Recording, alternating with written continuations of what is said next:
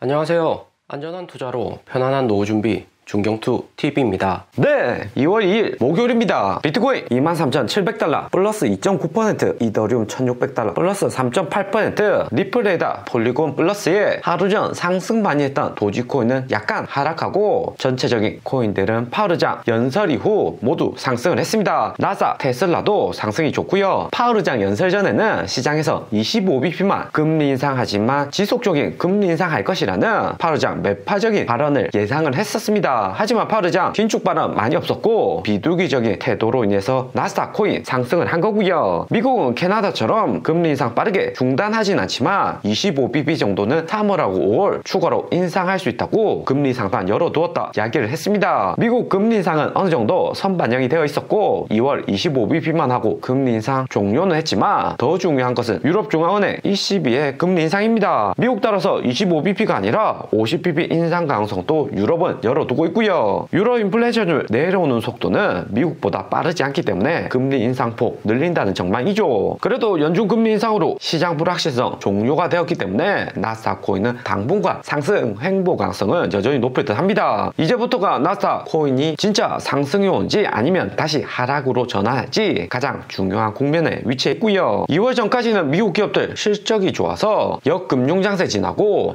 역실적장세 직전으로 보입니다. 우라가미군요, 일본 주식 투자 대가의 주식시장 사계절을 참고로 하실 필요가 있고요. 우리가 최근 코인 나스닥 반등원 구간이 역금융장세 거의 끝부분에 위치해 있고 파르장 금리 인상 더 안 하고 고금리 유지했을 때 여기처럼 경기 하락 구간 주식 움직임 나올 수가 있습니다. 장기간 고금리를 유지하면 기업들 실적 나빠지는 역실적 장세로 진입을 시작하는데 우리가 역실적 장세 중간 여기 데드캣 바운스 부근에 위치해 있을 수가 있죠. 새벽 연준 FOMC 직전에 마이클 버리는 간단하게 셀 주식코인 자산들 팔라고 트윗을 남겼습니다. 블룸버그에서도 마이클 버리의 셀 트윗을 메인에 기사화했고요. 지난주 마이클 버리 나스닥이 2001년 데드캣 바운스 구간하고 비슷한 위치에 있다 언급을 했었는데 아직까지도 나스닥 하락 전환할 것으로 예상을 하고 있습니다. 관점은 변하지 않았고요. 마이클 버리 작년 하락장 이미 예상을 해서 참고로 한 투자자들 손실이 매우 적었습니다. 대신에 마이클 버리 시장 하락보다 몇 달 정도는 빠르게 공지를 하기 때문에 이렇게 팔아라고 트윗했다고 해서 바로 하락은 안 올 수가 있고요. 시간 차이가 한두 달, 길게는 석 달 이상 있기도 했습니다. 파르장 연설 자세히 보기 전 마이클 버리가 이번에 말하는 지점이 2001년 닷컴 버블로 하락하는 국면이었고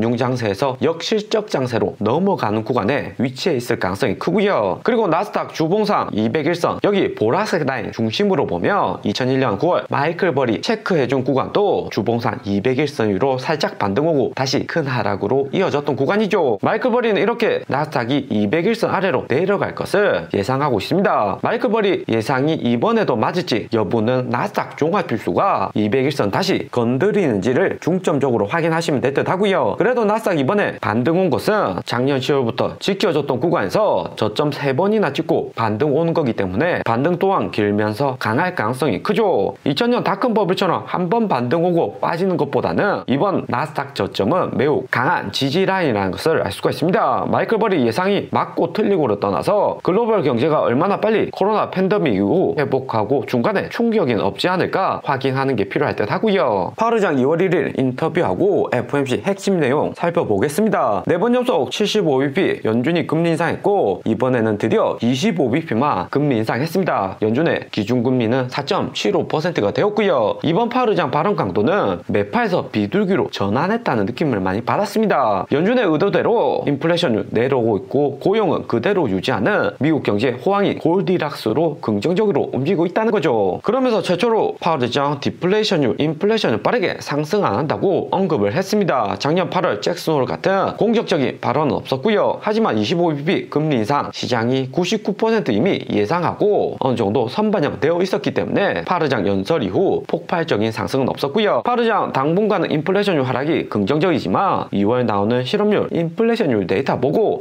3월에도 금리 인상 결정한다고 했습니다. 여전히 파월의장 데이터를 중시하고 있고요. 그러면서 미국 상품 가격은 하락하지만 주택 가격은 하락률이 낮고 양적 긴축 대차저 요표 역시 축소하면서 2% 인플레이션율 목표치도 유지한다고 언급을 했습니다. 미국 주택 가격 재반등하고 있는 것이 미국 가계에 큰 부담이 되고 있죠. 한국도 주담대 주택담보대출 금리 소폭 하락하면서 부동산 반등 오는지 눈치 싸움 치열해졌습니다. 그리고 러시아 전쟁, 인플레이션율 제급 등의 불확실성은 여전히 존재하기 때문에 금리 인하 올해 전혀 안 하는 것보다 시장 상황을 보면서 연말에 금리 인하 가능성도 열어두었고요. 시장이 파월 의장 연준 컨트롤대로 잘 움직이고 있어서 파월 의장 이번에 비둘기적인 발언 한 것으로 보입니다. 그러면서 이번 파월 의장 연설만 보면 나스닥 코인 대세 상승 드디어 시작했다는 것이 거의 확실해 보이기도 하고요. 그런데 파월 의장 질문 답변에서 미국 부채 한도 협상 관련해서 연준보다는 미국 의회에서 논의가 필요하다 언급을 했습니다. 연준은 잘하고 있는데 미국 의회가 내년 대선 전이기 때문에 치열하게 부채 한도 협상 논쟁을 지속할 듯 보이고요. 하루 전 옐런 장관도 부채 한도 협상 빨리 안 하면 미국 경제 힘들어질 수 있다 언급을 한 것처럼 민주당보다 공화당이 부채 한도를 가지고 태클을 많이 걸고 있습니다. 부채 한도 늘리면 시장 유동성 늘어나서 고금리 장기간 유지해야 되고 부자들 기업들 입장에서는 마진율 하락으로 이어지는 거고요. 대신에 민주당은 중산층에게 지속적인 세금 보조금 혜택을 주면서 부채 한도를 늘리려고 합니다. 바이든 행정부나 연준이 코로나 이후 고인플레이션율 고금리 상황에서 컨트롤을 잘하고 있죠. 이번 연준의 조치로 무난하게 나스닥 코인 상승을 하며 미국 공화당은 내년에 바이든 대통령 재선 안 하고 새로운 민주당 대선 주자 나온다고 해도 공화당이 대선 승리 못할 가능성이 높아지죠. 공화당이 최대한 시장의 균열을 만들어서 내년 대선 도전해야 되는 건데 앞에서 본 마이클 버리의 2000년 닷컴 버블 때처럼 주가 폭락 오면 공화당이 내년 대선 승리 가능성도 올라갈 수가 있습니다. 반대로 나스닥 코인 무난하게 상승하며 내년 대선에서 바이든 포함 민주당에서 누가 나온다고 해도 민주당에서 또 대통령 나올 가능성이 커지는 거고요. 바이든 대통령 나이가 80세 고령이기 때문에 공화당도 해볼만 하다면서 공격이 매서운 거죠. 2001년 7월 여기 구간에서도 나스닥 코인 상승 잘할 때 미국 부채 한도 협상으로 코인 하락 크게 온 적이 있습니다. 중국 헝다 파산 루머하고 미국 부채 한도 협상 이슈 같이 나왔었죠. 이때도 2022년 10월 미국 중간선거 직전이었습니다. 마지막에 부채 한도 협상 무난하게 진행이 되었고 작년 민주당 중간선거에서 하원에서는 공화당에 밀렸지만 상원에서는 51석 과반을 차지했습니다. 올해 중순이나 빠르면 3월 4월에도 작년 코인 여기 같은 구간 차트 만들어질 가능성이 높다 생각이 되고요. 2월 금리 인상 이후 비트코인 당분간 반등은 좋지만 현재 반등 오는데 비트코인도 상당히 무겁습니다. 기관개인들 2만 달러부터는 현물 선물할 것 없이 매수를 많이 해서 추가 상승 오려고 해도 한번 털고 상승하는 게 필요하고요. 최신 바이낸스 선물 미결제 약정 볼륨 보면 코인 가격 상승에 미결제 약정 볼륨 작년 6월 이상으로 증가 추세로 돌아섰습니다. 33빌리언 수준이죠. 작년 10월 미결제 약정 볼륨인 4빌리언까지 증가는 할 수 있는데 이 정도로 증가하면 롱 포지션 청산도 크게 일어날 수가 있고요. 2021년 9월에도 미국 부채 한도 협상 이슈가 터지고 청산 크게 났습니다. 미결제 약정 볼륨 여기 구간 5빌리언에서 3빌리언까지 눈 녹듯이 사라지면서 비트코인도 5만 달러에서 4만 달러까지 폭락을 했었고요. 업비트 김프도 보면 2%대로 최근에 원달러 환율 하락 추세인데도 업비트 김치 프리미엄은 상승을 하고 있습니다. 2021년 4월하고 11월 같은 거대 거래량이 들어왔을 때는 2% 김프가 높다고 볼 수 없습니다. 하지만 최근처럼 거래량 서서히 증가하는 추세에서는 김프도 고점이라고 볼 수가 있고요. 한국 개인들 코인 현물 많이 매수하는 구간이라는 거죠. 그리고 중경투가 앞에서 이야기한 것은 당장의 하락 오기보다는 참고만 하시면 되고 최근 같은 상승장 초입에서는 최소 횡보 가능성이 높지 빠르게 하락은 없을 수가 있습니다. 한국 업비트 거래량은 보면 앱토스 거래량 가장 많은데 4천억으로 작년 1월 비트코인 3만 달러 하락장에서도 일주일상 거래량 늘어나는 것보다 거래량이 크지는 않고요. 비트코인 가격 최근 구간에서 4천만원, 5천만원 크게 상승하면 거래량 빠르게 늘어날 수가 있지만 현재로서는 신규자분들 들어오려고 눈치 보고 있는 시점이다 볼 수 있습니다. 그러면서 이후에 코인 가격 상승하고 거래량 크게 증가를 한다면 전체 코인들 고점이 될 가능성이 높다 생각이 들고요. 그리고 나스닥 크게 상승하고 비트코인, 알트코인 거래량도 증가를 하면 알트코인들 단타치기 좋은 구간 나올 것이다 생각이 듭니다. 비트코인 장기적으로 홀딩하면서 상승도 좋을 수가 있지만 수익률 측면에서는 알트코인이 수익이 더 높을 가능성이 존재한다 생각이 들고요. 오늘의 영상은 여기까지입니다. 좀 더 디테일한 투자 정보가 필요하신 분들은 커뮤니티로도 자료가 공유되니까 멤버십 가입과 구독 부탁드립니다.